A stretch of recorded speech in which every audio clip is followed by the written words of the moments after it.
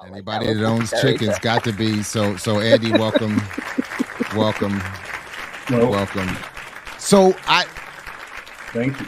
I did think so. That is right. That it is through your debate work where we first crossed paths many years ago, if I remember correctly. Now, right on. All right, yeah. Okay, Yeah, excellent. Davon excellent. and Adam and all those guys. Yeah, leaders of a beautiful struggle. All of them. Right. Yeah. So right on.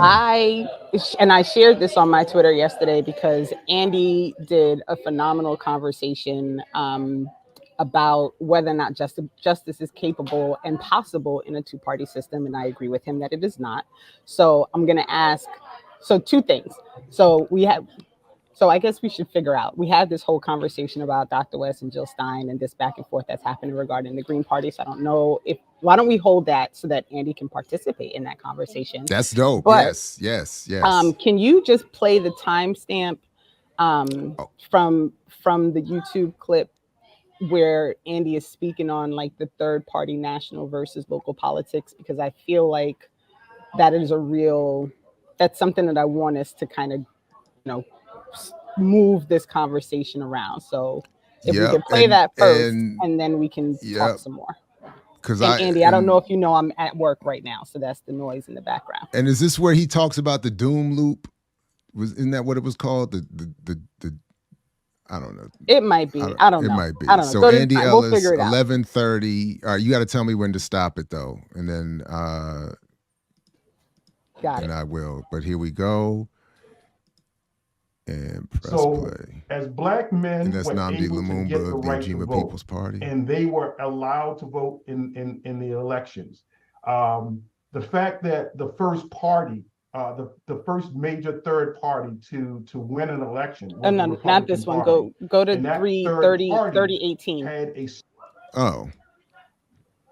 Yeah, there's two different clips. The other one is Nnamdi. There's two different videos, but this one is going to 3018. All right.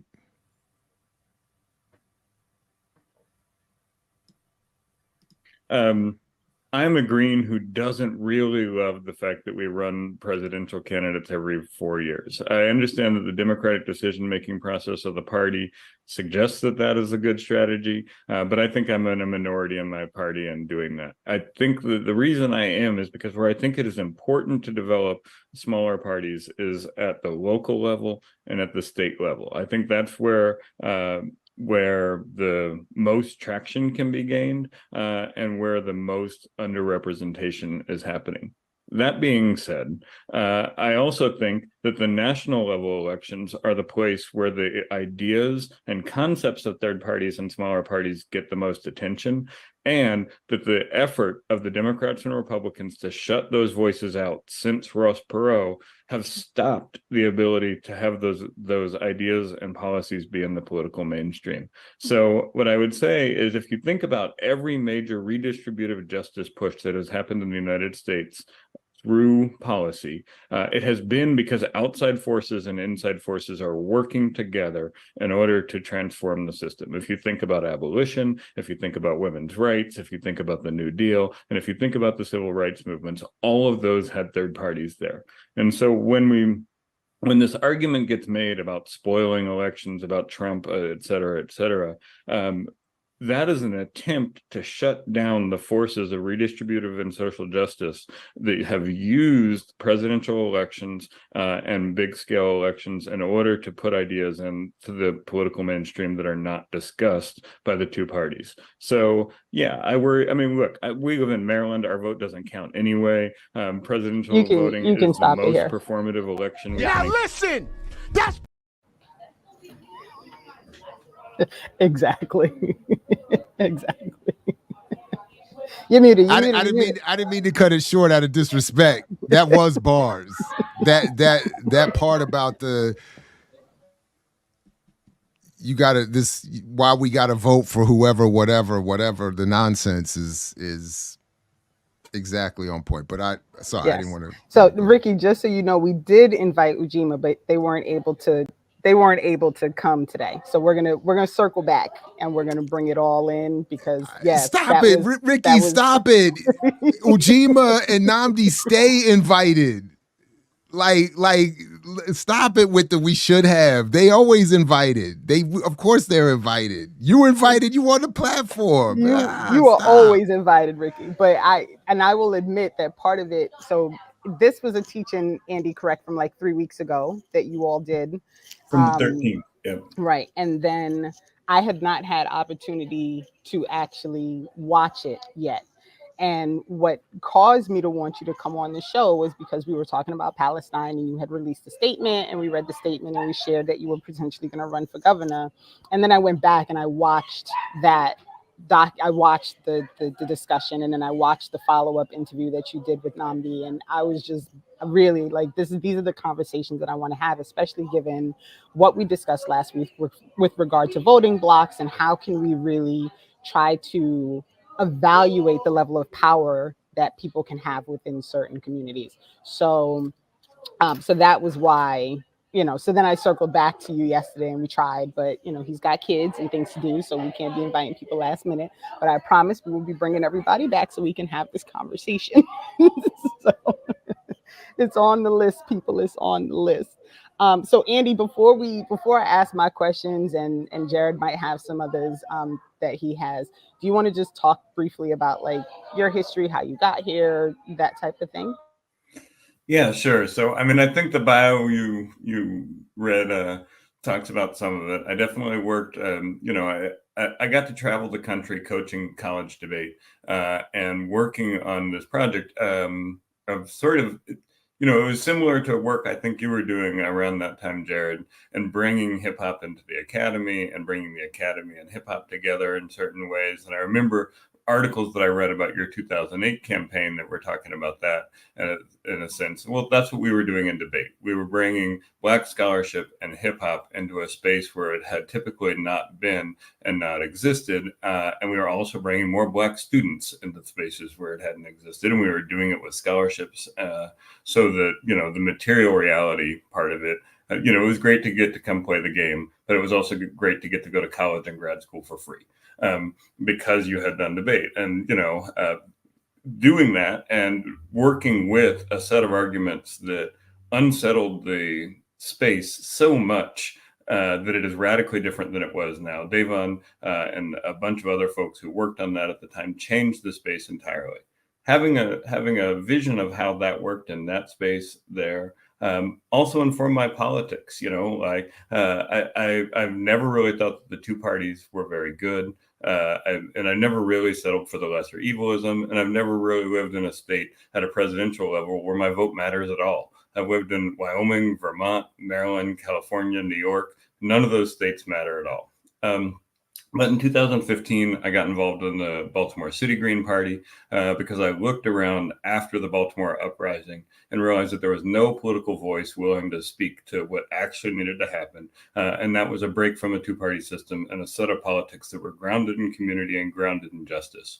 And we just didn't have it. I mean, we had a Green Party here that was active and one of the better ones in the country, but it wasn't in a place where it was able to meet that moment at that time after the uprising when people were looking around and saying, this isn't working, what can be better? And, so I'm doing the hard work of trying to build small, independent leftist parties since then. I've been involved in the Green Party since 2016. And, it is harder than I think I ever thought it would be to do this work. But it is also important because I think if we want a possibility where there's any hope of electoral politics having any meaning, we got to get out of a two-party system where two corporate capitalist parties are telling us what is political and what we're allowed to feel and what we're allowed to speak about. So we can get more into all of this, I'm sure, but that's sort of how I got from debate to Green Party politics to the place that I am today.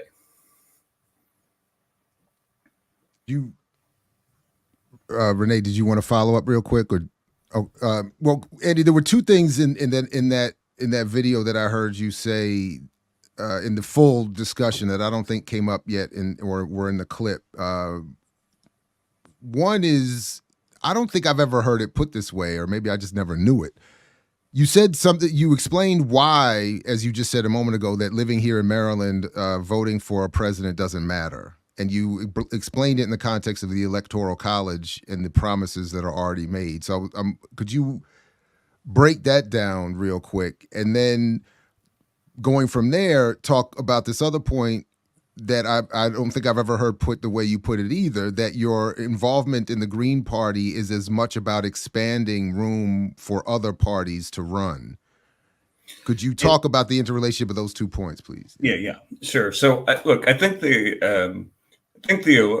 electoral college means that only 6 or 7 states in any given cycle have any bearing whatsoever on the election. And Maryland, we're not one of those states. We're going to be a solid blue state unless 46 other states vote Republican. And different outcomes could occur, but if we look back from Reagan forward, the only 2 times that Maryland has gone for a Democrat or for a Republican are the first Reagan term and the first Reagan term, I think, and then or maybe the second Reagan term and the first Bush the elder term.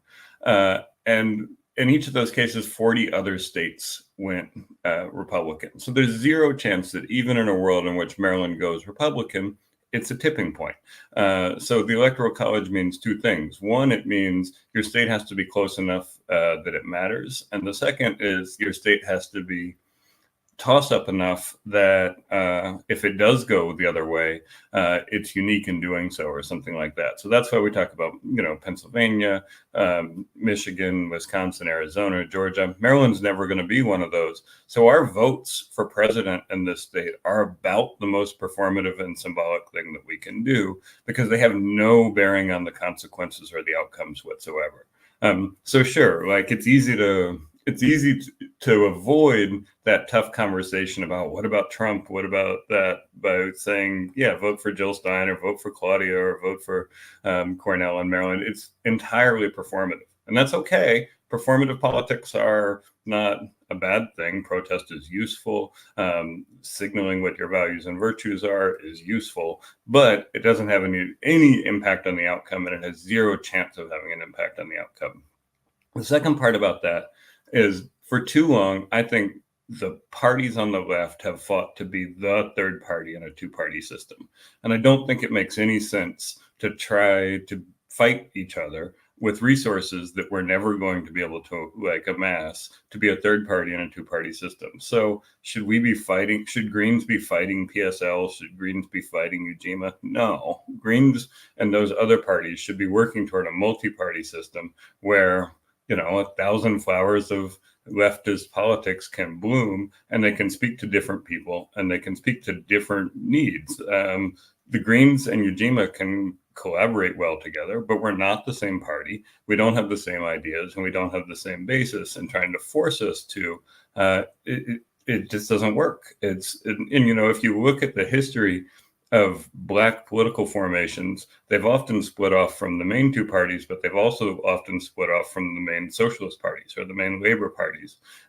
And that's because the contradiction of, a class first or workers first white party often doesn't speak to the needs of Black people and Black voters. And it does at some points and it doesn't at other points. And so I think what we need to start thinking about is a multi-party system in which multiple flavors of left politics can work together in coalition when necessary, can compete when necessary, but they aren't trying to compete with each other to be some illusory third party in a 2-party system.